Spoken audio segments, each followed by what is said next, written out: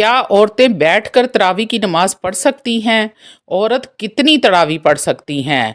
8, 10 या 20 या फिर 2-2 करके या 4-4 करके पढ़ सकती हैं इस्लामी बहनें। आऊज़ु बिल्लाहि मिनश शैतानिर रजीम, बिस्मिल्लाहिर रहमानिर रहीम। शुरू करती हूँ अल्लाह के बाबरकत नाम से जो बड़ा मेहरबान और निहायत रहम फरमाने वाला है। लाखों करोड़ों दरूदो सलाम हो कमली वाले आका मोहम्मद मुस्तफ़ा सल्लल्लाहु अलैहि वाली वसल्लम पर, जो ख़ातमन नबीयीन हैं, जो ख़ातमुल मुरसलीन हैं, जिनके बाद ना कोई नबी है ना रसूल है। लाखों करोड़ों दरूदो सलाम हो अहले बैत पर।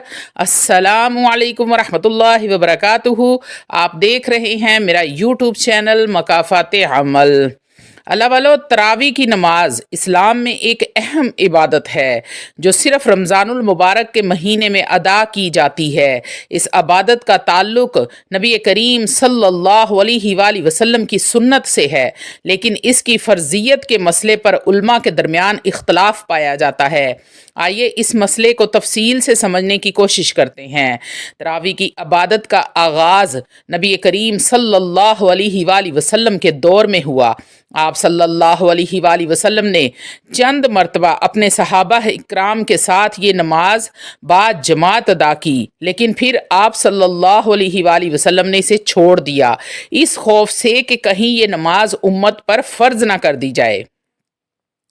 हज़रत उमर फ़ारूक रज़ी अल्लाह ताला अन्हो के दौरे खिलाफत में जब लोग अलग अलग ग्रोहों में तरावी की नमाज अदा कर रहे थे तो आपने सबको एक ही जमात में इकट्ठा कर दिया और हज़रत अबी बिन काब को इमाम मुकर्रर फरमाया।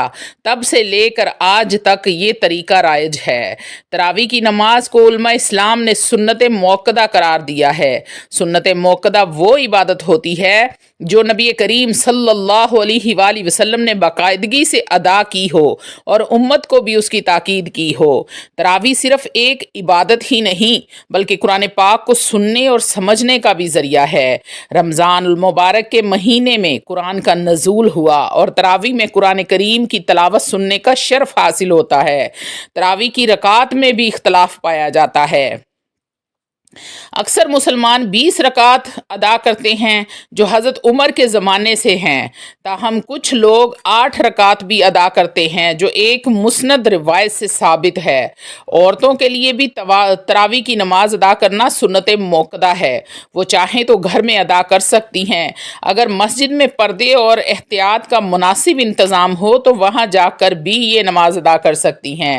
तरावी को बाजमात के साथ अदा करना अफजल है, लेकिन अगर कोई शख्स अकेले भी इसे अदा करे तो नमाज तरावी हो जाती है।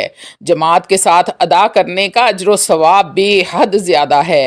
तरावी की नमाज इशा के बाद और फजर से पहले तक किसी भी वक्त अदा की जा सकती है, यानी कि पूरी रात आप इशा तरावी पढ़ सकते हैं किसी भी टाइम, सुबह तहज्जुद तक।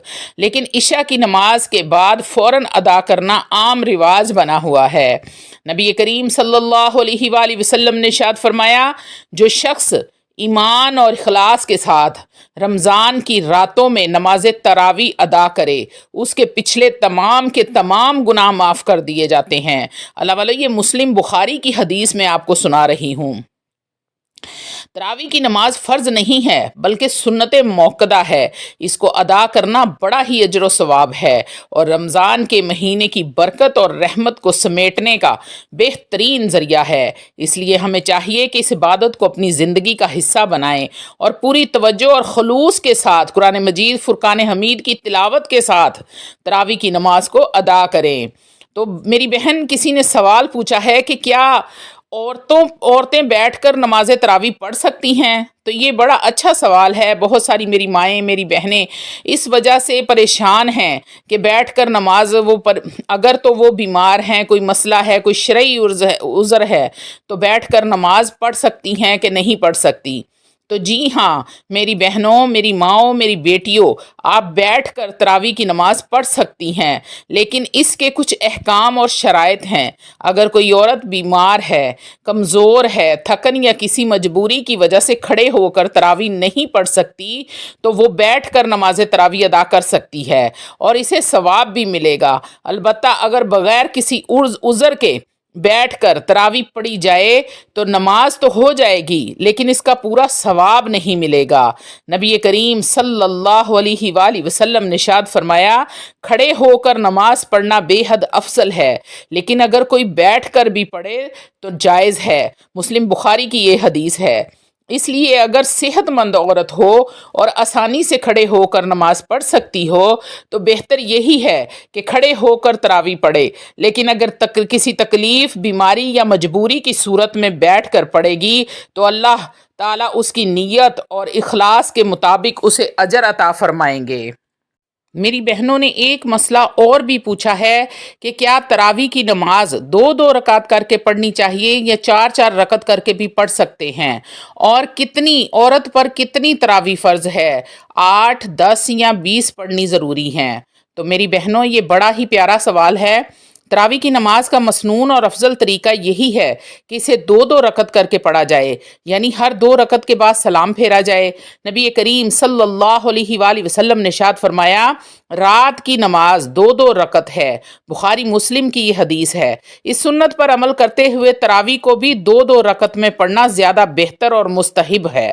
صحابہ اکرام اور تابع تابعین بھی زیادہ تر 2 رکعت پر سلام پھیرتے تھے۔ البتہ اگر کوئی 4 رکعت کر کے پڑھ لے تو نماز ہو جائے گی، لیکن یہ مسنون طریقہ نہیں ہے۔ علماء کی رائے میں 2 رکعت میں تراوی پڑھنے میں زیادہ خشوع و خضوع اور سنت کی پیروی ہے۔ اس لیے بہتر اور افضل طریقہ یہی ہے کہ تراوی کی نماز 2 رکعت کر کے پڑھی جائے، لیکن اگر کوئی 4 رکعت کے ساتھ پڑھ لے تو نماز تو ہو جائے گی، البتہ سنت اور زیادہ اجر 2 رکعت کے ساتھ ہے۔ تراوی کی نماز کے حوالے سے ایک اور بات یاد رکھنا ضروری ہے، یہ عبادت صرف تعداد رکعات تک محدود نہیں، بلکہ اس کا اصل مقصد اللہ کی قربت حاصل کرنا ہے۔ قرآن مجید فرقان حمید کو سننا اور رمضان کی برکتوں سے فیض یاب ہونا ہے۔ اسی لیے تراوی میں خشوع و خضوع، دل جمی اور نیت کی پاکیزگی کا بڑا ہی اہم کردار ہے۔ تراوی کا مطلب ہے آرام کرنا، اس لیے سنت ہے کہ ہر 4 رکعت کے بعد کچھ دیر کا وقفہ لیا جائے۔ اس وقفے میں تسبیح، دعا یا خاموشی سے اللہ کو یاد کرنا پسندیدہ اور افضل عمل ہے۔ اس سے جسم اور دل دونوں کو تازگی ملتی ہے۔ اگر کوئی شخص مسجد میں باجماعت نماز تراوی پڑھے اور مکمل قرآن سنے تو اس کا بڑا ہی اجر و ثواب ہے۔ حضرت عمر فاروق رضی اللہ تعالیٰ عنہ کے دور سے یہی طریقہ چلا آ رہا ہے کہ رمضان میں تراوی میں قرآن مکمل کیا جاتا ہے۔ عورتوں کے لیے گھر میں تراوی پڑھنا افضل ہے، لیکن اگر مسجد میں مناسب پردے کا انتظام ہو تو وہاں بھی جا سکتی ہیں۔ مردوں کے لیے جماعت کے ساتھ مسجد میں تراوی پڑھنے کی زیادہ فضیلت بیان کی گئی ہے۔